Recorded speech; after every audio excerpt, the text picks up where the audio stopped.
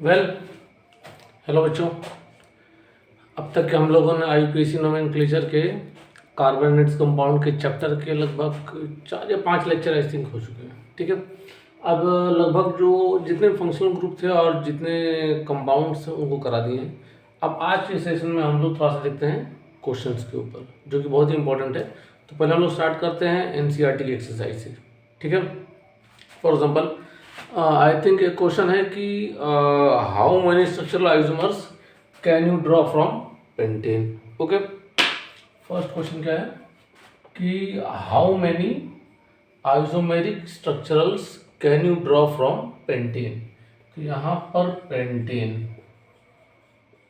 ठीक है, और क्या बनाना है आपको, स्ट्रक्चरल आइसोमर्स। ठीक है, अब देखो बोलेंगे सर इसमें कैसे स्ट्रक्चरल आइसोमर।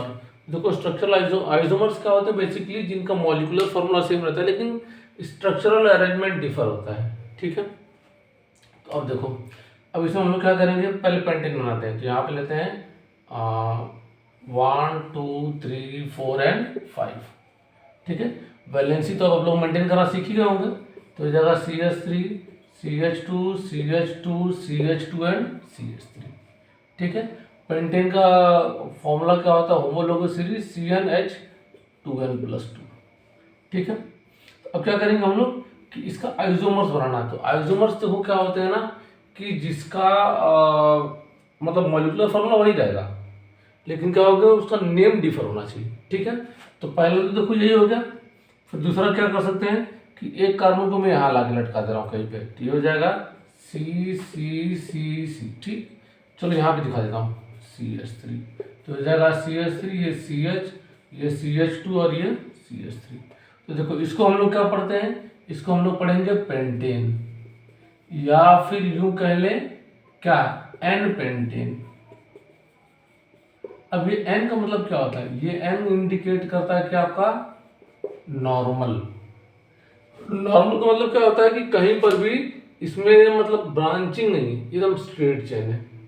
ठीक है, फिर हम लोग आते हैं कहाँ पे कि इसमें, अब इसमें देखो अगर इसमें आप लोग देखोगे तो 1 2 3 4 5 और 3 यहाँ पे दिखा दे रहा हूँ, C5 हो गया है, 3 to 5 7, 7 to 9 9 3 12, C5 H12। ठीक, अब इसमें काउंट करो तो 1 2 3 4 एंड 5, तो 3 to 5 5 1 6 6 3 9 9 3 12, ये भी आ रहा है। दोनों का मॉलिक्यूलर फॉर्मूला सेम होगा, ये एन पेंटेन, लेकिन इसका जब नॉमेनक्लेचर हम लोग करेंगे ये वाले पार्ट का, तो इसका क्या आएगा, इसका हो जाएगा 2 मिथाइल ब्यूटेन, क्योंकि यहाँ से जब स्टार्ट करेंगे तो 1 2 3 4 ये हो गया आपका, ऐसा सब्स्टिट्यूएंट वर्क करेगा तो 2 मिथाइल ब्यूटेन। अब एक स्ट्रक्चर क्या बन सकता है, यहाँ पर कहाँ ले आ बना दे रहा हूँ, CH3 पहले C, तो ये CH3 तो 1 2 3 4 5 C5, हाइड्रोजन कितने 3 6 9 12 H12। ठीक है, तो अब इसका अगर नॉमेनक्लेचर आप करेंगे तो ये ऐसे हो जाएगा। तो क्या हो जाएगा, अभी देखो ये सब्स्टिट्यूएंट हो गए, ये सब्स्टिट्यूएंट हो गए, इसका नॉमेनक्लेचर क्या हो जाएगा, 2,2 डाई मिथाइल प्रोपेन। क्या होगा, 2,2 डाई मिथाइल प्रोपेन। देखो तो क्या है कि मतलब मॉलिक्यूलर फॉर्मूला तो सबका सेम आ रहा है लेकिन क्या हो गया है कि सबका नेम अलग अलग, यानी कि स्ट्रक्चर डिफर आ रहे हैं।